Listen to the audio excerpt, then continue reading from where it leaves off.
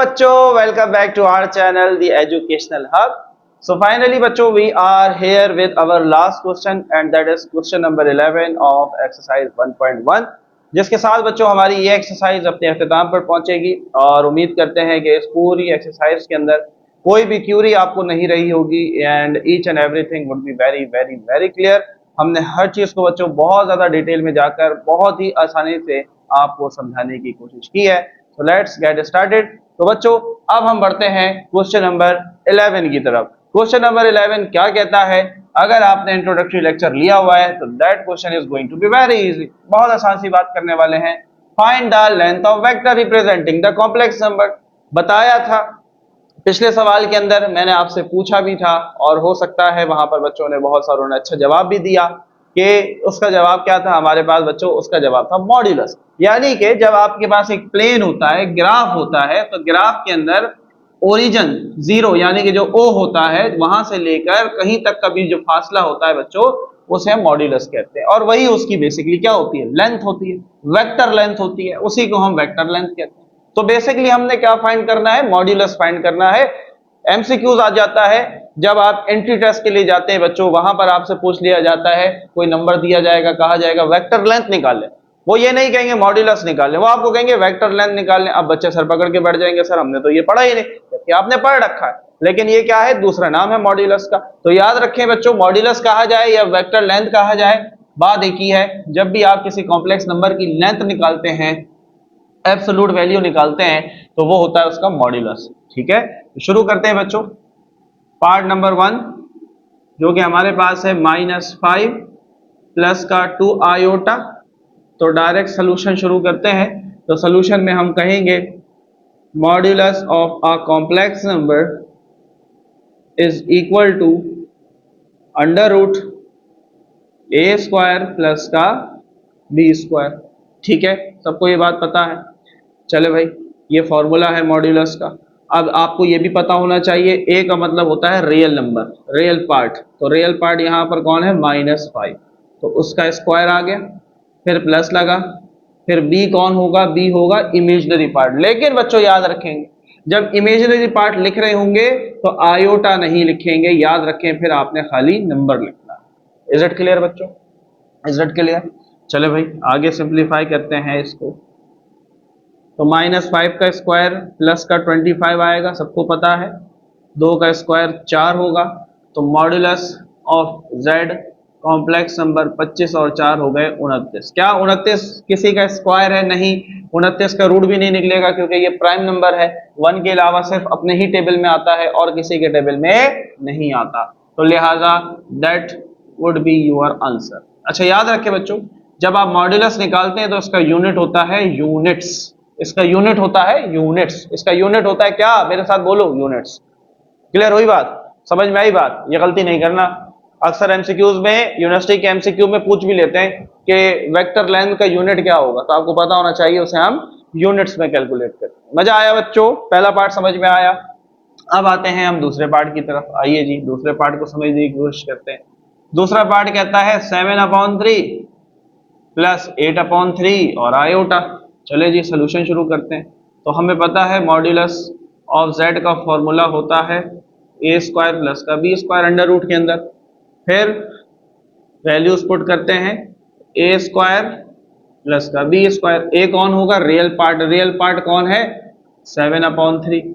जबकि b कौन होगा? Imaginary part. इमेजिनरी में आयोटा नहीं लिखेंगे, उसके बगैर वाली वैल्यू लिख देंगे जो कि है 8/3। आगे बढ़ते हैं, आगे बढ़ते हैं। अब ये स्क्वायर 7 पर भी है, ये स्क्वायर 3 पर भी है। ठीक है, गलती नहीं करना। 7 का स्क्वायर हुआ 49, 3 का स्क्वायर हुआ 9। जबकि यहाँ पर ये स्क्वायर पहले 8 पे लगा तो ये हुआ 64, फिर ये स्क्वायर 3 पे लगा तो ये हुआ 9। तो चलो बच्चों, बहुत आसान से सवाल है, मेरा नहीं ख्याल कि इसके अंदर कोई मुश्किल आपको आ रही होगी। एक फ्रैक्शन, दो फ्रैक्शन दरमियान में प्लस क्या करते हैं बच्चों? एलसीएम लेते हैं। अगर दो फ्रैक्शन के दरमियान में प्लस या माइनस आ जाए then we have to take LCM. तो 9 और 9 ये तो एक ही जैसे हैं, तो एलसीएम लेने की भी जरूरत नहीं पड़ेगी।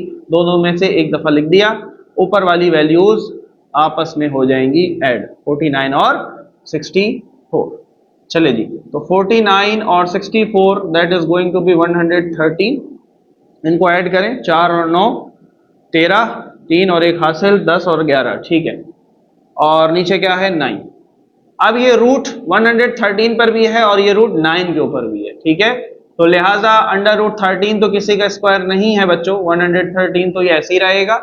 लेकिन 9 हमें पता है किसका स्क्वायर है, 3 का ना, तो ये बाहर आ जाएगा। And this is your answer, units लगा देंगे, ये इसका यूनिट है। तो under root 113 upon 3, under root 113 upon 3। नीचे वाला 3 बच्चों रूट में नहीं है, नीचे वाला 3 रूट में नहीं है। बहुत वाज़ेह फर्क है, बहुत वाज़ेह फर्क है। ये रूट बड़ा है, दोनों को कवर कर रहा है, ये रूट छोटा है जो बता रहा है कि ये सिर्फ ऊपर है, क्योंकि 9 स्क्वायर है 3 का, तो 9 रूट से बाहर आ गया। रिजल्ट क्लियर, मजा आया। आगे बढ़ते हैं, फील ले रहे हो, फील लेके चलना है। Now we have part number 3। Part number 3 कहता है 1 plus iota under root 2।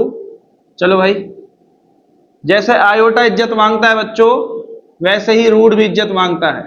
Root कहता है मैं नीचे अच्छा नहीं लगता, वो जो ऊपर लेके जाओ, उसके लिए हमें क्या करना पड़ता है, जो नीचे वैल्यू लिखी है अगर अकेली है तो इसी को 2 दफा लिख देंगे कुछ इस तरीके से, और दरमियान में लगा देंगे मल्टीप्लाई। इज इट क्लियर, समझ में आई बात, रैशनलाइजेशन ही हो रही है।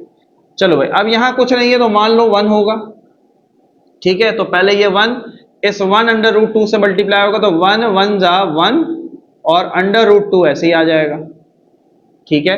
फिर आयोटा की बारी, आयोटा 1 जा आयोटा अंडर रूट 2 ऐसे ही, तो अंडर रूट 2 आयोटा हम बाद में धक्का देके लिखते हैं, आयोटा पहले भी लिख दो, फर्क नहीं पड़ता।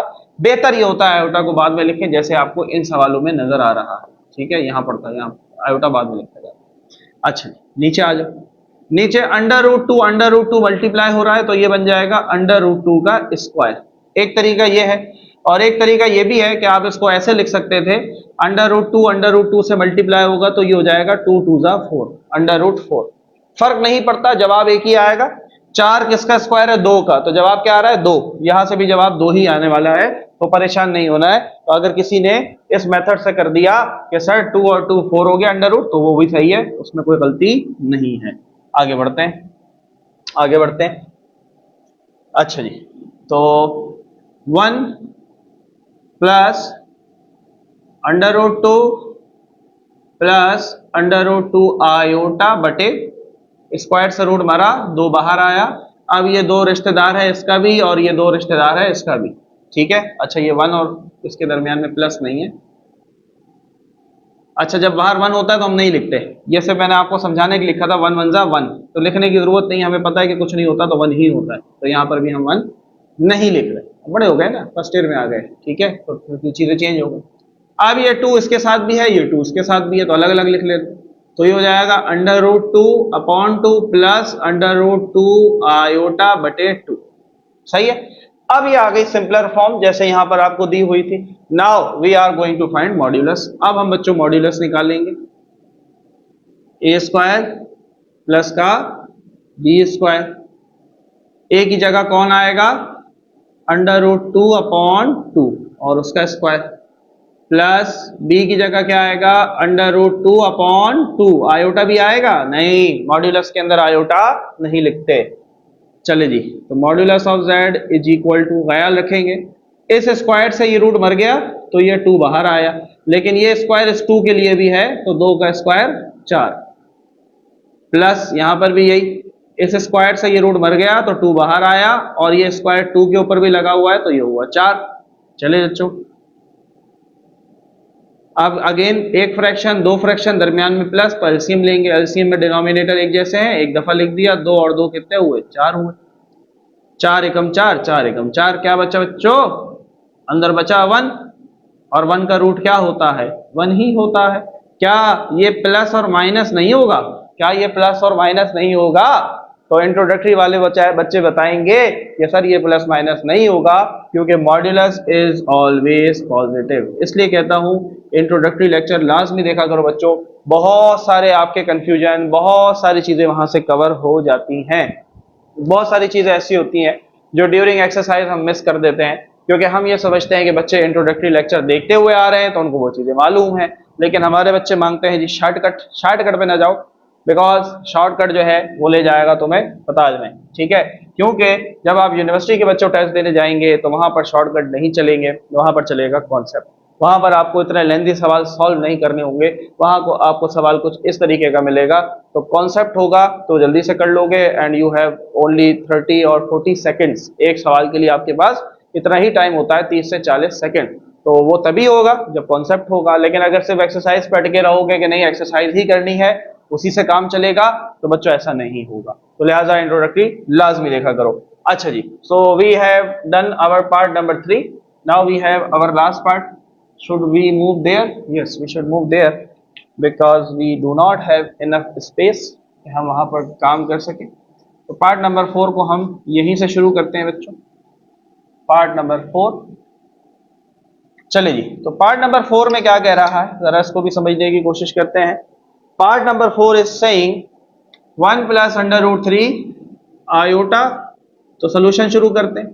तो ये 2 इस 1 के साथ भी है तो अलग करके लिख दिया, फिर प्लस लगा, फिर अंडर रूट 3 अपॉन 2। ये 2 दोनों के साथ मैंने अलग अलग करके लिख दिया, जो काम यहाँ किया था। ये 2 उसके साथ भी था तो अलग कर दिया, ये 2 उसके साथ भी है वहां पर भी लिख दिया। उल्टा चलोगे, जब एलसीएम लोगे 2 और 2 एक जैसे, तो ये आ जाएगा, ऊपर वाले जमा हो जाएंगे। कहानी वही चल रही है, कहीं सीधा कहीं उल्टा। यहाँ पर भी ये एलसीएम लिया हुआ है, मैंने एलसीएम को तोड़ दिया वापस, ये 2 1 के साथ भी आ गया, ये 2 उसके साथ भी चला गया, बस कहानी खत्म हो गई।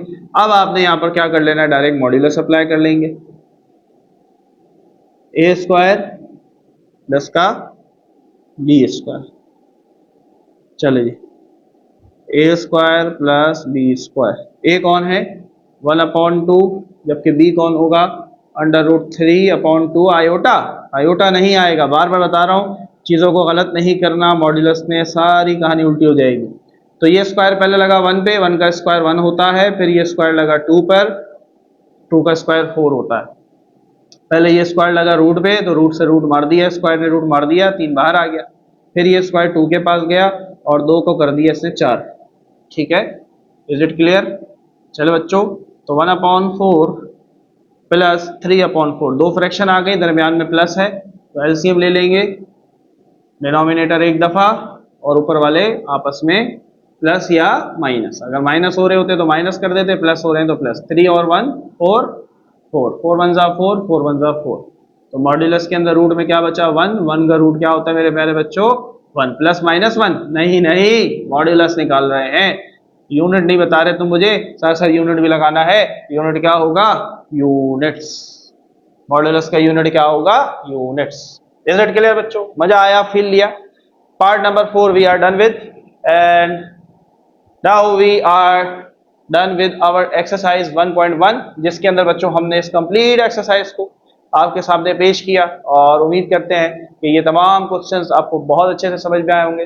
बच्चों हमें अपनी दुआ में याद रखना है, और मिलते हैं आपसे नेक्स्ट वीडियो में। अपना बहुत सारा ख्याल रखिएगा। अल्लाह हाफ़िज़।